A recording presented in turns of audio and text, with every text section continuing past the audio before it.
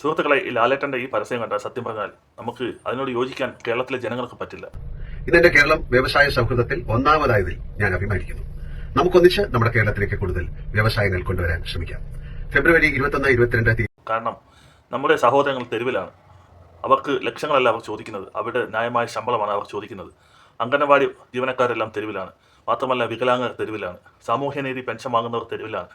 അവർക്ക് ലക്ഷങ്ങളുടെ ആവശ്യമല്ല, അവരുടെ നിത്യ ചെലവിനുള്ള പൈസയാണ് അവർ ചോദിക്കുന്നത്. പെട്രോളിന് 2 രൂപ അധിക നികുതി വർധനവ് വരുത്തി.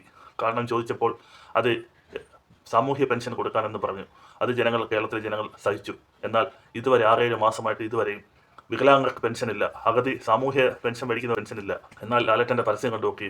ലാലേട്ടൻ പറയുന്നതിന് വിരുദ്ധമായ കാര്യങ്ങളാണ് ഇപ്പോൾ കേരളത്തിൽ സംഭവിക്കുന്നത്. ഇനി ഇവരുടെ കൊടി കുത്താൻ ഏതെങ്കിലും സ്ഥാപനം ബാക്കിയുണ്ടോ?